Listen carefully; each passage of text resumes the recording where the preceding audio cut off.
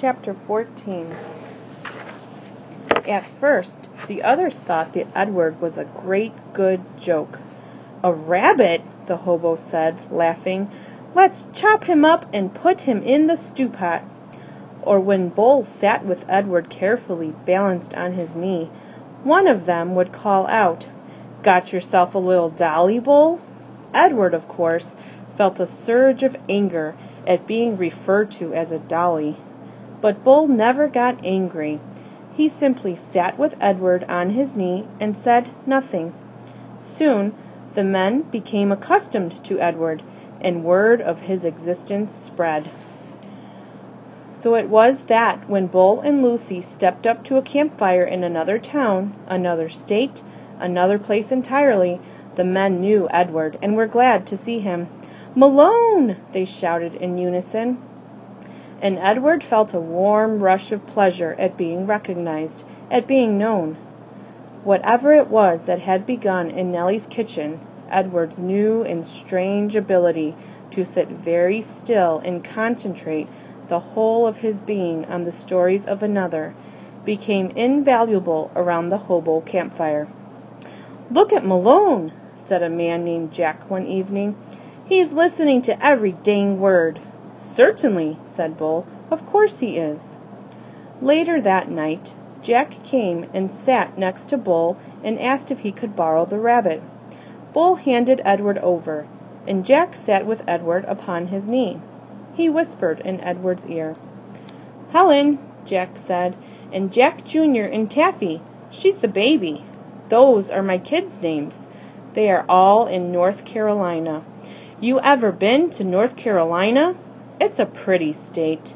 That's where they are. Helen, Jack Jr., Taffy.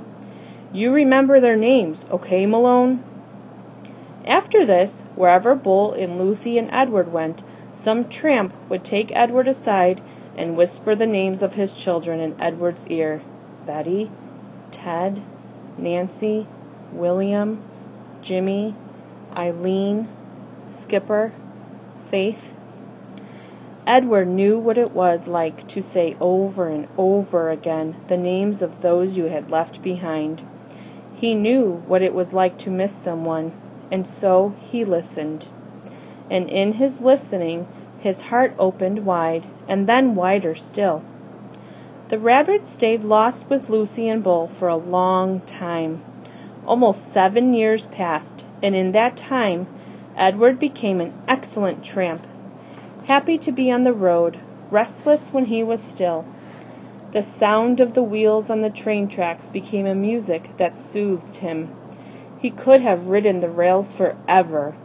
But one night, in a railroad yard in Memphis, as Bull and Lucy slept in an empty freight car and Edward kept watch, trouble arrived.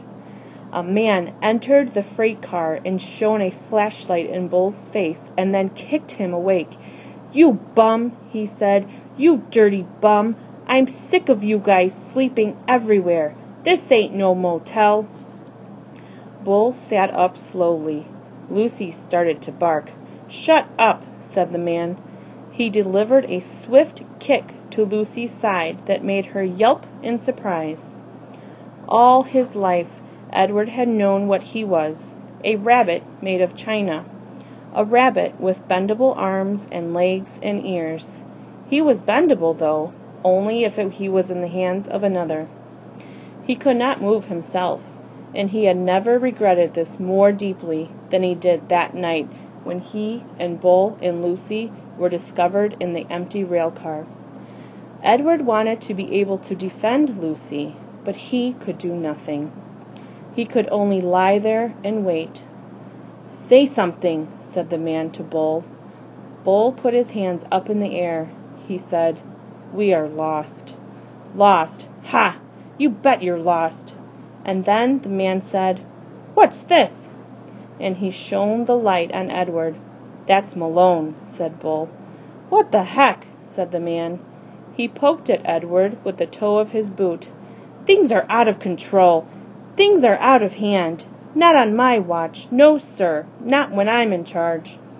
The train suddenly lurched into motion. "No, sir," said the man again. He looked down at Edward. "No free rides for rabbits." He turned and flung open the door of the rail car, and then he turned back, and with one swift kick he sent Edward sailing out into the darkness. The rabbit flew through the late spring air. From far behind him he heard Lucy's anguished howl. "Arr! Arr!" she cried. Edward landed with the most alarming thump, and then he tumbled and tumbled and tumbled down a long, dirty hill. When he finally stopped moving, he was on his way back, staring up at the night sky. The world was silent. He could not hear Lucy. He could not hear the train. Edward looked up at the stars. He started to say the names of the constellations, but then he stopped. "Bull," his heart said. "Lucy." How many times, Edward wondered, would he have to leave without getting the chance to say goodbye? A lone cricket started up a song. Edward listened. Something deep inside him ached. He wished that he could cry.